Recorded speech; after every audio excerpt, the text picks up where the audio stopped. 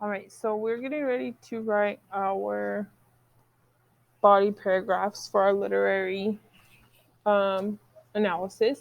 And so here is the document you'll be working with. You want to, when you're writing your body paragraph, these are the elements that we'll have. So we're going to have a topic sentence, textual evidence, which we've been practicing, explaining this textual evidence. Then you're going to expand on the thought, which basically just means tell me more about, like, give another reason, basically. Textual evidence, explain, concluding statement, okay? So, what you're going to do is you're going to put your thesis statement here. If you already have a thesis statement, you can use your own, but if you need a thesis statement, you can use one of these two here. Okay, so we have in the fairy tale Rapunzel by the Brothers Grimm, the protagonist Rapunzel experiences growth because she fights for her freedom, is able to fall in love even through her challenges, and is curious about the world outside her tower.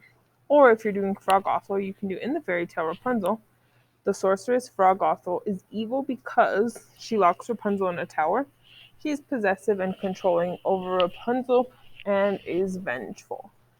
So remember, your thesis statement is what guides your paper. This one sentence is going to organize all the information that you are going to put to help you stay on track. So the first part here that I'm going to highlight is blue. And this is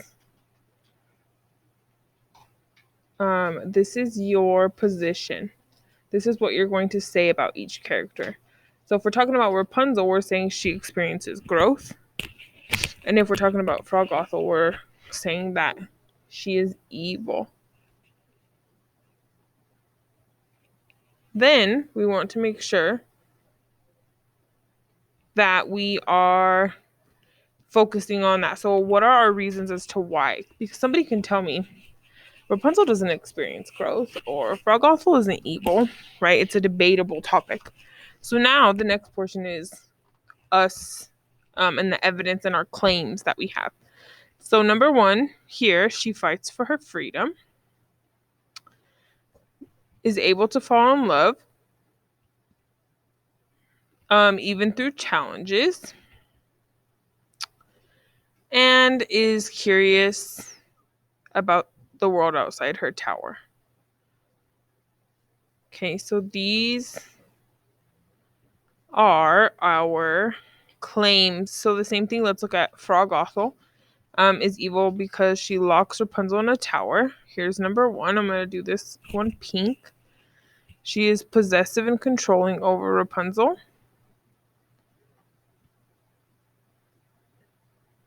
Oh, I gotta change that color. Hold on. And is vengeful. Okay.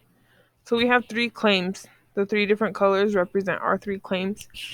Now, the next thing you're going to do is you're going to highlight your first claim.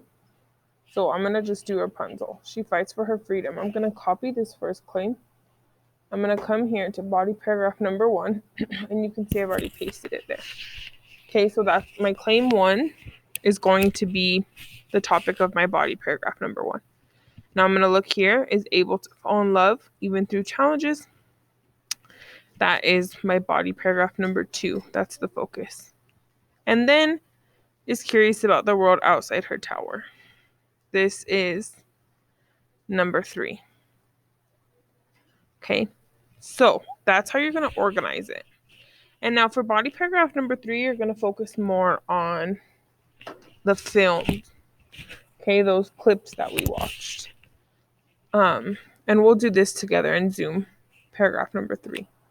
But now you see here, I've given you the outline for your paragraph. Now I want you to use this outline because we haven't written a literary analysis so far this year. And so I'm not expecting you to just write it from scratch, okay? Eventually you will. But now let's just get the information correct and get familiar with the formatting. So what you're going to do is you're going to go through and you're going to do each part. So I'm going to start with my topic sentence, and I already have given you some information. I've already given you the beginning, okay?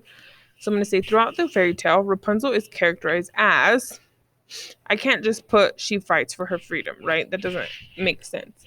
So you might have to add some words. As a young woman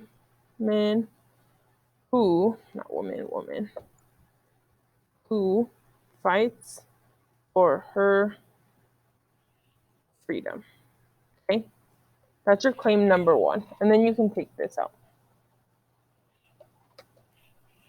Okay? And there, you already have your topic sentence. For example, you're going to insert the author here. So that's the Brothers Grimm. Uses direct characterization when, now when you have explain what is happening, this is evidence from the text. Right? So what shows us from the text that Rapunzel's fighting for her freedom? Okay? What scene do you think of? What event do you think of? Now, it can be direct or indirect.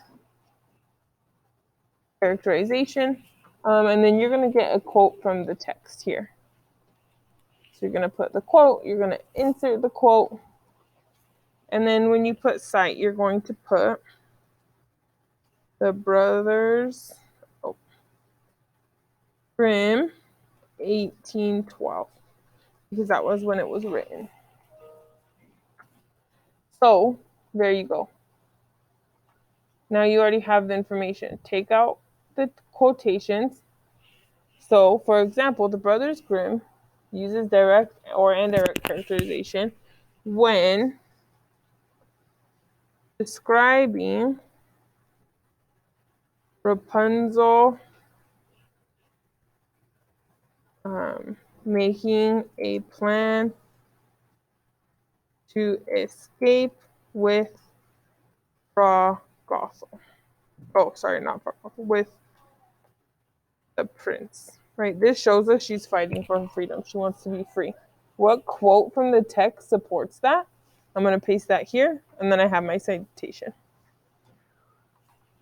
Then I'm going to explain. This is an example of indirect characterization because it's telling us exactly what she looks like, or it's speech. You need to explain your thinking. So that's what you're going to do for all your paragraphs. I want you to read through, and it tells you exactly what you need. Pay attention to the parentheses, and pay attention to the fill in the blanks. The fill in the blanks are your information. Body paragraph 2, this is my focus. Body paragraph 3, this is my focus. Okay, and that's all.